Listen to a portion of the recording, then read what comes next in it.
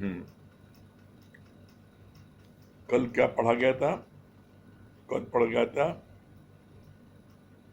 अर्जुन के अंदर भय था कि मैं अपने वालों को कैसे मारूं, पर भगवान ने क्लियर कर दिया कि सब पहले से मेरे द्वारा मरे पड़े हैं, तो युद्ध में बैरियों को अवश्य जीतेगा। इसलिए निर्णय लेकर उठो और युद्ध करो। भगवान फिर अर्जुन को उत्साहित करते हैं और कहते हैं युद्ध के लिए, और पॉजिटिव थिंकिंग देते हैं कि तू युद्ध जरूर जीतेगा। गुरु भी हमें हमें पॉजिटिव पुशिंग देता है जब हम अपनी जीवन रूपी खेल में निराश होकर, सुस्त होकर बैठ जाते हैं। जैसे आजकल लोग कोरोना से डरे हुए हैं और निराश होकर के बैठ गए। सत्संग भी कंपनी वाले नहीं आते, डरते हैं। अरे भाई, आप प्रकाशन सब लो, लेकिन डरने की जरूरत नहीं है। कंपनी बाग आप आते हो तो आपको कंपनी बाग आने पर आपको शुद्ध ताजी ऑक्सीजन मिलती है। आप कंपनी बाग आते हो तो आप योगा करते हो तो आपको जो है आपकी रेजिस्टेंस पावर बढ़ती है।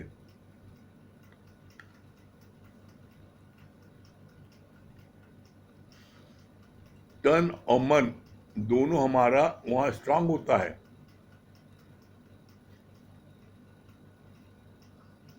तो हमको गुरु पॉजिटिव थिंकिंग देता है कि तुम जो हो, डरो नहीं, आओ, और आ करके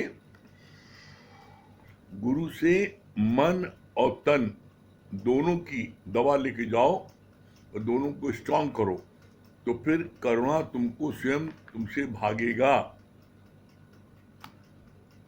और जब भी खाली बैठो तो गुरु के वचनों का चिंतन करो, भजन गाओ। जो आप इतनी करुणा नहीं सुनते हो, इतना उसके बारे में बात करते हो, यहाँ मर गए, वहां मर गया, इसको हो गया, अरे भाई, इसकी बात करने की जरूरत नहीं है। क्यों? क्योंकि जितनी भरी चाबी राम ने उतना चले खिलौना। ये तो निश्चित है, मौत तो सबकी आनी है एक दिन, वो कोई ना कोई बहाना रहता है। ये बात जरूर है कि आप सावधानी पूरी रखो। जैसा मैंने पहले भी बोला था कि इस आदमी चर्चा करता है, सावधानी नहीं बरतता, तो उससे जो है वो परेशान होता। भाई, सावधानी आप क्या बरतना आपको है? सावधानी बरतनी है कि आप प्रातः काल जब नींद खुलती है तो उस समय आप 3-4 गिलास गर्म पानी पियो। 1 गिलास का नमक और हल्दी डाल करके गलाला करो और फिर भाप लो। आप 10 मिनट भाप लो। तो जब आप ये 3 चीज कर लो सुबह, और 5 तुलसी की पत्ती भी खा लो, जब पानी पीते हो पत्ती 5 खा लो। इसके बाद में आप योगा प्राणायाम जो है उसको कर लीजिए आप आधे घंटे। कपाल भारती, अनुलोम विलोम, भामरी, भस्त्रिका, ये 5 योग रामदेव ने बताए, उसको आप कर लीजिए। फिर आप अपना जो नाश्ता करते हैं उसमें दूध में आप जो है 1 चम्मच हल्दी और कॉम्प्लान डाल करके उसको आप पीने के पहले 1 चम्मच आप जो है च्यवनप्राश खा लिए, और तब आप हल्दी का दूध पीजिए गरम गरम। और इसके साथ साथ सुबह जो है आप जब योगा कर लें तो नाश्ता करने पर सबसे पहले आप जो है, जो काढ़ा होता है उसको आप पी लीजिए। आप दिन भर अपने मुख में मास्क लगा रहिए सेफ्टी के लिए। जब भी घर में आइए या कुछ भी खाइए पिए, साबुन से हाथ धो लीजिए। मतलब आप प्रकाशन पूरा रखना है। जहां पर ऐसी बीमारी है आप उनसे थोड़ा डिस्टेंस पर रहिए, उनको छूइए मत। ये नहीं कहा, देखिए होना जो है वो हो के रहेगा। आप कितनी भी सावधानी कर लो, कुछ भी कर लो, होनी हो के रहे। अब इसका मतलब नहीं कि हम लापरवाही करें। आप सावधानी पूरी बरतो, ज्ञान को दोनों समय आप लो, गुरु के वाणी का चिंतन करो, रात के भजन गाते हुए सो जाओ। आपका मन कहीं पर नहीं जाएगा। ये आप जो दिन भर सोचते हो ना, फलाने को करना हो गया, फलाना मर गया, फलाना मर गया, फलाना, अरे भाई ये सब इसका जिक्र ही मत करो। गुरु जी ने क्या बोला है? नथिंग न्यू अंडर द सन। सूरज के नीचे कोई चीज नहीं है। तो ऐसे में अपना ध्यान, अपना समय, अपना चिंतन मनन गुरु के वचनों का करो। तो गुरु ने क्या बोला है? मौत बनी ही नहीं है। अरे पंच तत्व का शरीर है, ये पांच तत्व जो है अपने अपने पांचों में मिल जाते हैं। जब श्वासों की पूंजी जितनी परमात्मा दी है वो समाप्त हो जाती है, तो चल मेरा भाई, तो डरने की बात क्या है? यहां पर बोला भगवान ने, आज 11वें अध्याय का 35 से 40 श्लोक तक क्या बोल रहे हैं? अर्जुन ने जैसा जैसा अनुभव किया वैसा वैसा वो कृष्ण को बताता गया, अपनी स्थिति भी बता रहा है, और फिर जहां उसको डर लग रहा है वो भी बता रहा है। तुम भी गुरु के पास आकर केवल घर गृहस्थी की बात नहीं करो, पर अपनी स्थिति बताओ। जहां जहां तुम्हें आगे बढ़ने में अड़चन आती है तो उसकी भी गुरु से बात करके निर्णय करो। आगे बढ़ने कौन सी? कल्याण के बदले काल नहीं मांग लेना। यहाँ आगे बढ़ने की बात कौन सी है? आगे बढ़ने की बात है सत्संग में। आपकी स्थिति जैसे गुरु की है, आपकी क्यों नहीं है? सत्संग आप नित्य क्यों नहीं ले पाते? सत्संग दोनों समय क्यों नहीं लेते?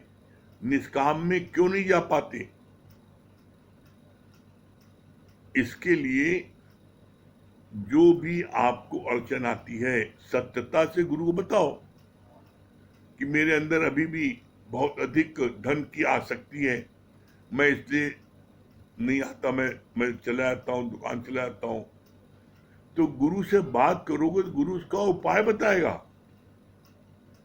आप अपने मन से सारा जीवन करते रहते हो, अंत में क्या होता है, जब सफलता नहीं मिलती तब आप पूछते हो मैं क्या करूं, मैं तो 5 साल से लगा हूं, मुझको सफलता नहीं मिल रही है। तो गुरु ने कहा अब तुमने सही उपाय किया। कैसे? जैसे वो लड़का जो है घर के दरवाजे के पास बहुत भारी पत्थर पड़ा था, और उस पत्थर को वो सुबह से शाम तक हटाने की कोशिश किया, हट नहीं रहा था। आखिर थक हार करके शाम को पिताजी से झुंझलाहट में कहता है, पिताजी पत्थर सुबह से कोशिश कर नहीं हट रहा है, बताइए कैसे हटेगा? कहा बेटा कोशिश तो तुमने सही अब की है जो हमसे पूछा है, अभी तक तो तुम वृथा समय गवा रहे थे। कहा कैसे? अरे कहा इसका बहुत सरल उपाय है, इस पत्थर के नीचे एक लोहे का पाइप अंदर डालो और इस पत्थर खिसका दो, आराम से सही जाएगा। उसने लोहे पाइप डाला और पत्थर को बड़ा आसानी से खिसका दिया। तो इसके लिए बोलते हैं ये अनुभव का ज्ञान है, उज्ज्वलता की वाणी, ये है अखत कहानी। गुरु मंजिल तक पहुंच चुका है। जो कठिनाई आपके जीवन में आ रही है सत्संग में आगे बढ़ने के लिए, वो कठिनाई गुरु जीवन में भी आई है। तो उसने अपने गुरु से पूछ करके उसका निदान करके आगे बढ़ता गया और मंजिल को प्राप्त कर लिया। तो आपको भी इसी तरीके से पूछ पूछ के आगे बढ़ो कि गुरुजी हम लेना चाहते हैं सत्संग। पहले तो ये टटोलो कि तुम लेना चाहते हो। जब तक तुम्हारे मन में स्वतः अंदर में इच्छा जागृत नहीं होगी सत्संग की, तब तक आप उसके लिए कोशिश नहीं करोगे। इच्छा जागृत कब होगी?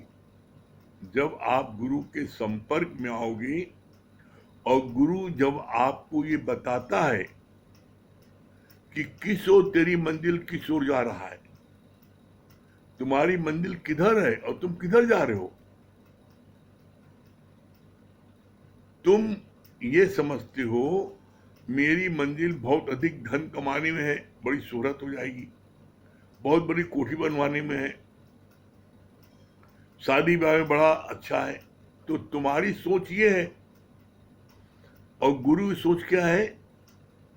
बड़े भाग्य मानुष तन पावा। बड़े भाग्य से तुमको मनुष्य तन मिला है। किस लिए मिला है? परमात्मा से मिलकर के खोने के लिए। अब तुम कर्म कौन सा कर रहे हो? अरे परमात्मा से मिलकर के खोने का उसका प्रोसेस है। क्या प्रोसेस है?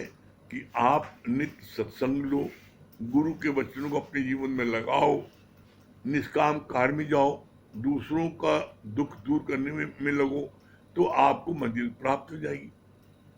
आप दिन भर आप माया में लगे हो, दिन भर आप दुकान में जान दे रहे हो, दिन भर घर में मेरे में समय लगा रहे हो। दुकान में जाना, घर परिवार में समय देना, ये अच्छा है, किसी ने का गलत है।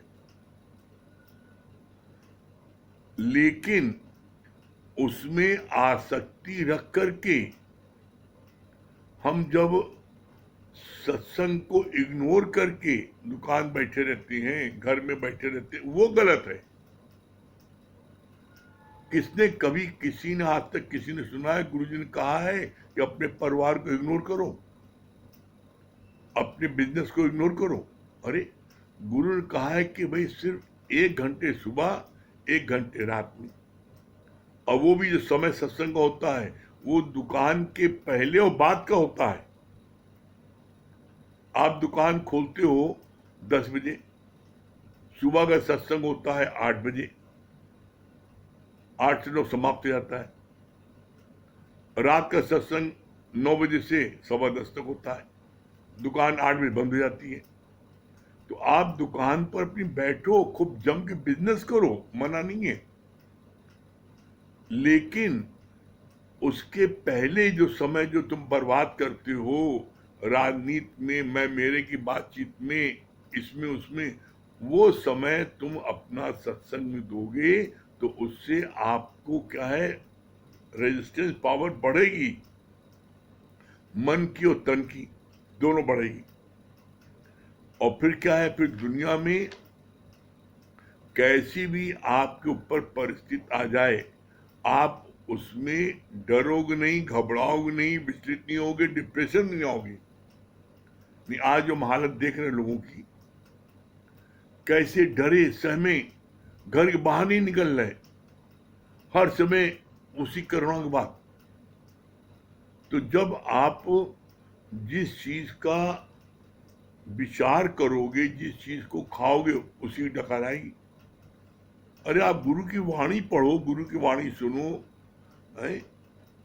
भजन गाओ, गुरु की लीला में आओ, तुम उसके बारे में सोचो ही नहीं। और जब आप वचन गुरु के सुनोगे ध्यान से, तो आप खुद इस बात को महसूस करोगे कि गुरु ने कह दिया होनी होकर रहेगी, अनहोनी ना हो, जो होनी होकर रहेगी। लेकिन हम अपनी तरफ से पूरी सावधानी बरतते हुए जीवन को बिताएं। तो यहां पर ये बात बोली कि गुरु से अपनी बात करो कि ज्ञान में आज भी हमारा मन नहीं लग रहा है या मेरे साथ ये दिक्कत हो रही है, तो गुरु उसका उपाय बताएगा। तुम बात करते हो किसकी? मेरा लड़का कहना नहीं मानता, मुझको जवाब देता है? वो जो है आपकी जो है शराब पीता है, वो जो है जुआ खेलता है, मेरी बहू हमको जो है मुझको रिस्पेक्ट नहीं देती। तुम दुनिया भर की फालतू बातें करते हो, इसमें अपना समय ही बर्बाद करते हो और कीमती समय गुरु को बर्बाद करते हो। जब भी गुरु से बात करो, इसके लिए क्या बोला गया है? इसके लिए बोला गया है अन्न का एक दाना, अन्न का एक कण और गुरु के साथ बिताए हुए एक क्षण बर्बाद नहीं करना चाहिए। जितनी देर आप गुरु के पास रहते हो, अपनी उन्नति की बात करो। उन्नति की बात क्या है?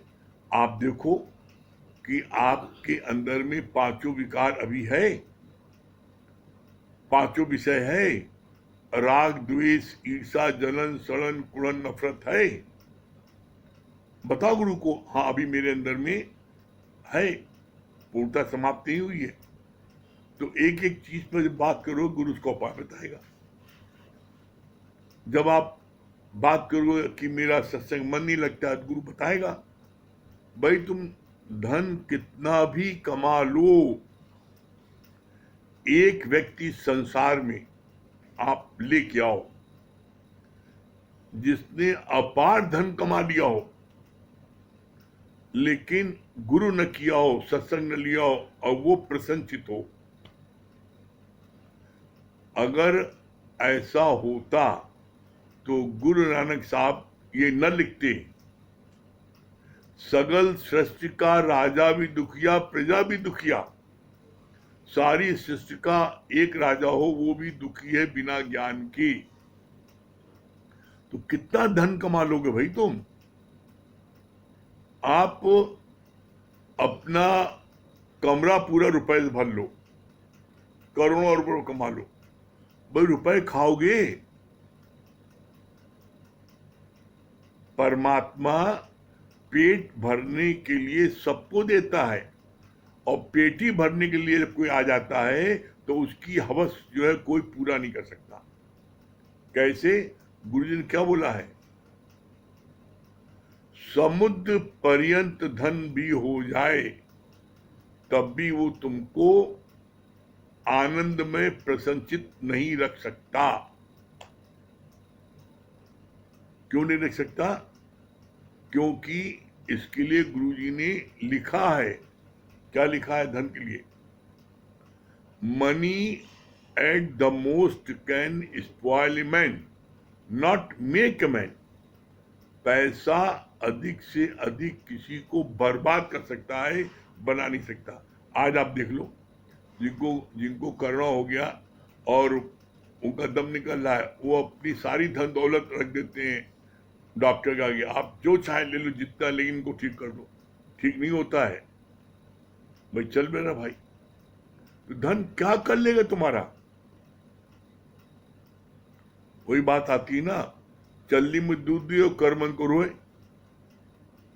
न आप सुबह उठकर गर्म पानी पियो, न गलाला करो, न भाप लो, न हल्दी और नमक का गलाला करो और सावधानी कुछ नहीं बरतो और उसके बाद में मेरे को ही हो गया।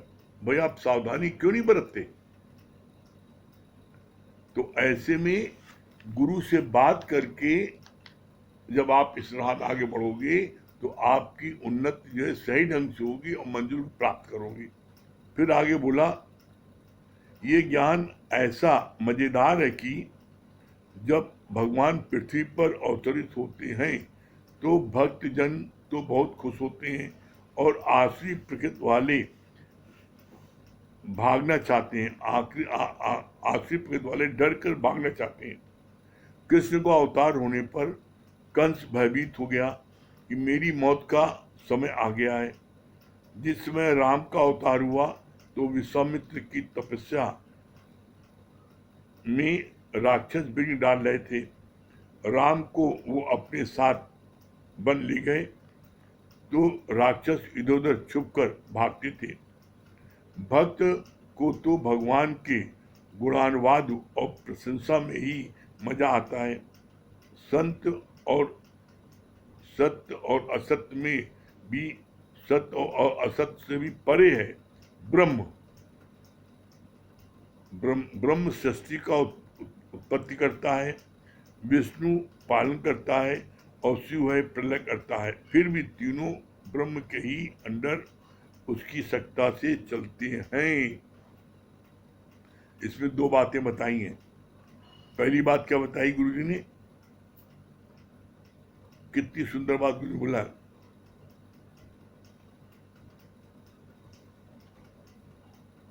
ये बोला ये ज्ञान बड़ा मजेदार है। क्यों मजेदार है?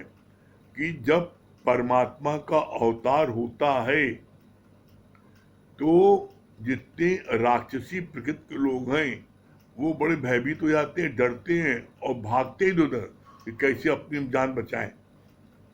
और जो भक्तजन होते हैं वो बड़े खुश होते हैं, वो भजन कीर्तन करते हैं, परमात्मा को रिझाते हैं, उनकी प्रशंसा में खूब गीत गाते हैं। तो ऐसे में हमें क्या है, हमें ये देखना है कि जो है जब हमारे अंदर में प्रसन्नता हो रही, इट मीन्स भगवान का प्रकटीकरण, जैसे कल था ना परमात्मा का रामनवमी, राम का प्रकटीकरण था, तो भक्त लोग कितने खुश हुए। लेकिन राक्षस लोग डरते हैं कि अब मेरा काल आ गया। तो यहाँ पर बोला कि ब्रह्मा विष्णु महेश तीनों का अलग अलग काम है। ब्रह्मा का काम है सृष्टि की रचना करना, विष्णु का कार्य है उनकी पालना करना और शिव का कार्य है श्रृंगार करना। लेकिन ये तीनों ब्रह्म की आज्ञा में चलते हैं। ये तीनों ब्रह्म की सत्ता के अधीन कार्य को करते हैं, अपनी मनमानी नहीं कर सकते। ब्रह्म क्या है? ब्रह्म एक शक्ति है और वो शक्ति हर एक के अंदर पूरी पूरी है। कैसे है? इसका प्रमाण गुरु ने दिया है। क्या दिया है?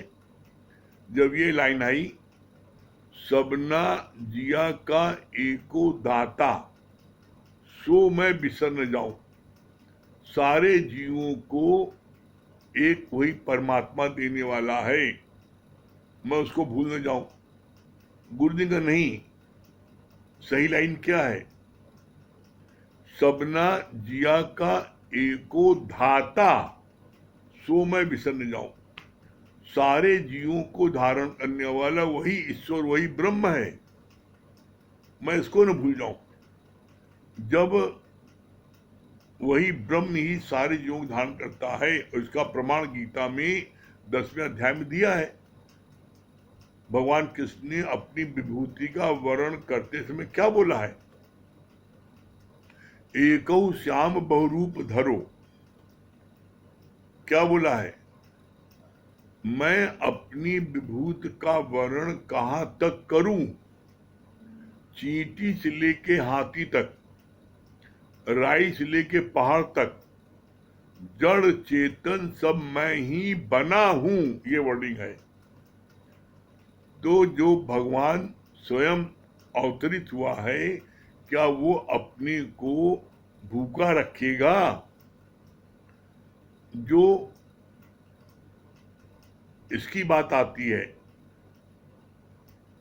ब्रह्म, लेकिन ब्रह्म जीव बनकर क्या है? जीव बोला, ईश्वर अंश, जीव अविनाशी।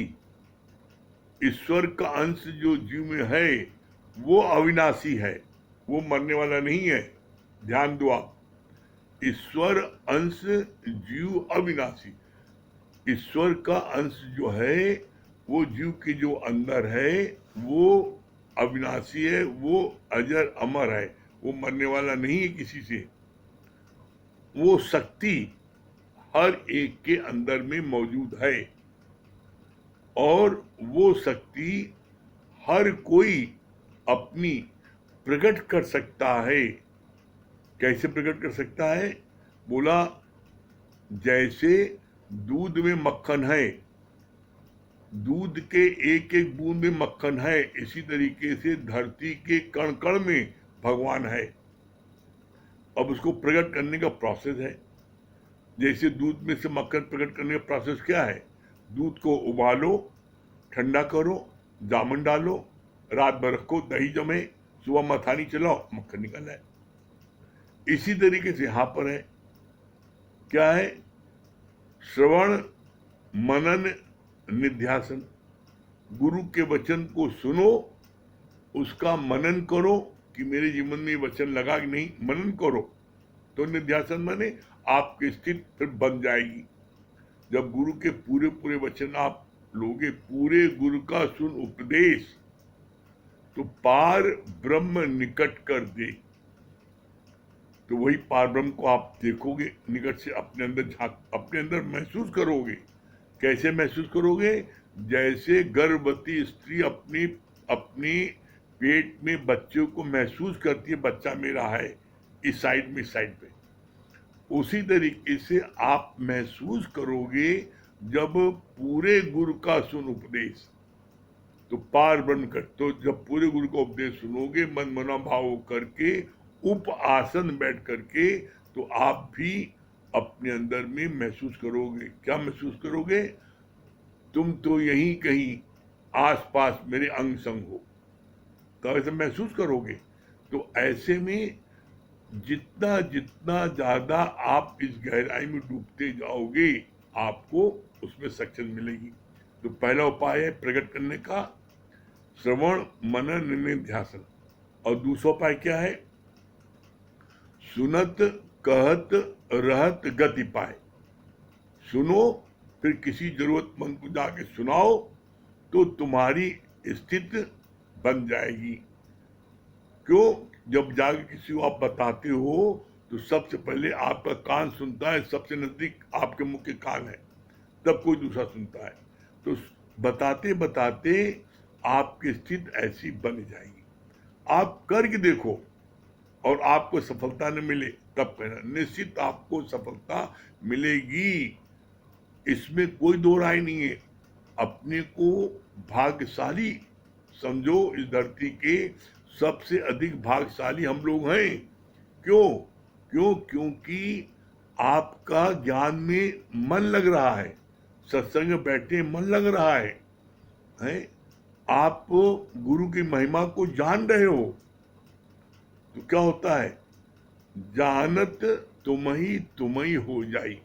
जैसे जैसे आप गुरु की महिमा को जानते जाओगे, वैसे वैसे आप होते जाओगे और एक दिन मंजिल आपको प्राप्त हो जाएगी। विश्वास रखो, निश्चित आपको मंजिल प्राप्त होगी। आप कभी भी मन में ये भाव नहीं लाओ कि हमें मंजिल प्राप्त नहीं हो। गारंटी है, गुरु ने वादा किया है, तो निश्चित आपको सफलता मिलेगी। ठीक है? हाँ मुकेश भैया।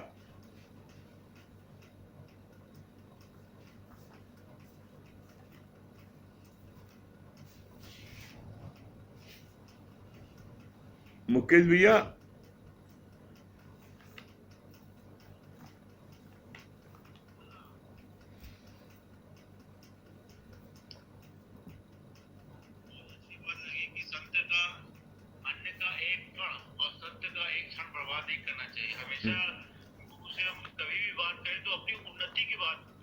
मैं मेरे की बात करके समय न बर्बाद करे। हाँ यदि अगर हम अपनी उन्नति की बात कर देंगे, 5 विकार में कहाँ अभी हमारी रुकावट आ रही है, कहाँ हम नहीं चल पा रहे हैं, तो ये पूछिए तो हमारा जल्दी अध्यात्म में हमारा बहुत जल्दी विकास होगा और हम अपने लक्ष्य तक जल्दी से जल्दी पहुंच जाएंगे। और जो कोरोना वाली बात बताई, उपाय उसका पूरा करें, डरे नहीं किसी बात से। जो आपने बताया अपने क्वेश्चन पूरा करें, बाकी डरे नहीं। वेरी गुड, बहुत सब सुंदर। काम ऑटोमेटिक आराम से हो रहा है। हाँ सुनैना जी। हरिओम। हाँ क्या बोली सुनैना जी? अभी तो भैया हम नावल में बैठे हैं कल से। चलिए भजन सुना दीजिए। ना अच्छा लग रहा है कि हम उतरने का आता उतरेंगे। जहाँ तक लेवा जाना है गंगा जी करा देंगे आप। चलिए भजन सुना दीजिए। गुरुदर पे सर ये झुकाए तुम्हार, रहमत को पाया है लाख हजार, बड़ा दिल वाला है मेरा प्यारा गुरु, बड़ा दिल वाला है मेरा प्यारा गुरु।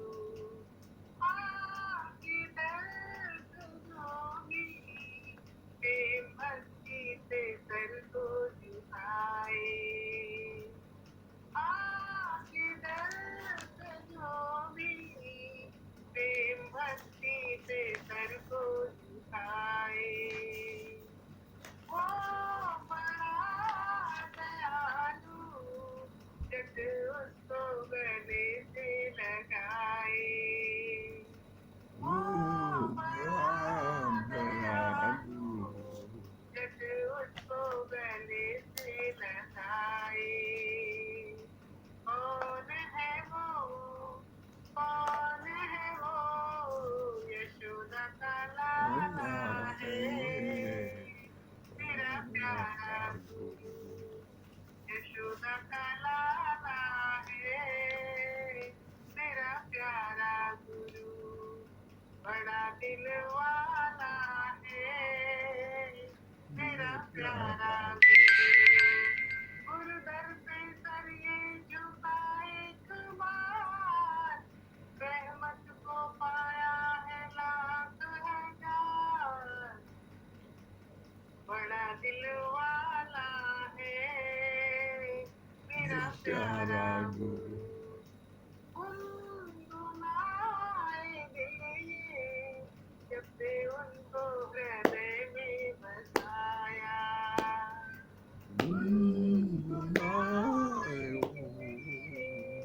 जब से उनको हृदय में बसाया।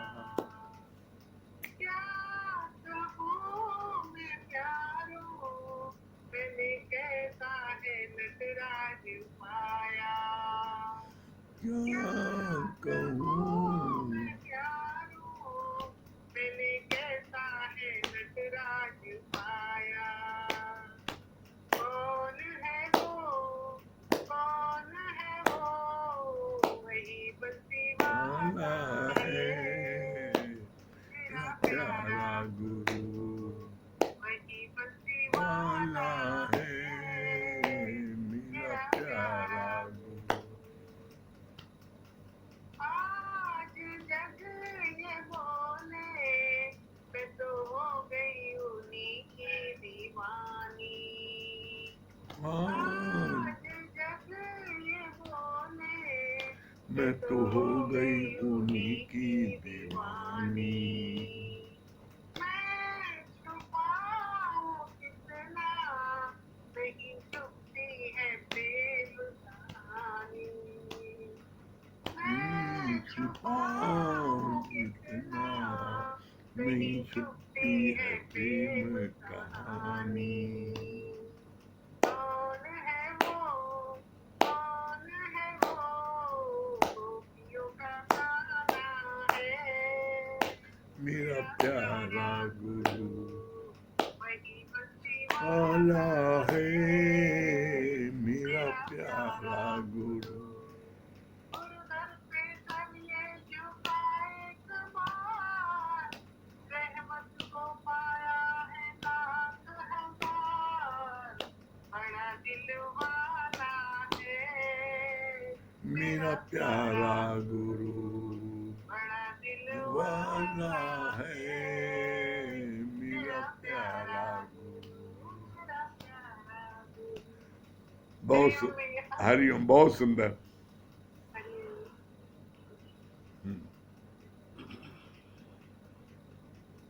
पहले बता दिया करो किसको। चित्रा जी, जब तू पहले बता दो। हरिओम गुरुजी। हाँ हरिओम चित्रानी, हरिओम। हाँ क्या बता रही चित्रा? हाँ बहुत अच्छा लगा गुरुजी कि मतलब दूर के है कि आवाज आ रही है गुरुजी। हाँ हाँ आवाज जाए। आ रही है। दूध के एक एक बूंद मक्खन है, लेकिन उसका प्रोसेस होता है। इसी प्रकार एक एक कण में परमात्मा विराजमान है, गुरु विराजमान है।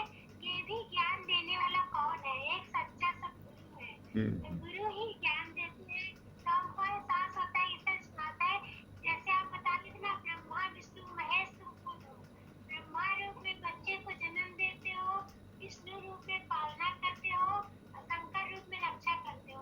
ये हम सबको कुछ भी ज्ञान नहीं था, लेकिन आपके सानिध्य में आए गुरु जी, तो आप ये सब मिल रहा है।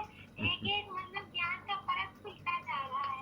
बहुत भाग्यशाली जैसे गुरु के शरण में गुरु जी। हरिओम। हाँ हाँ, त्रिपाठी जी हरिओम गुरु जी। हरिओम।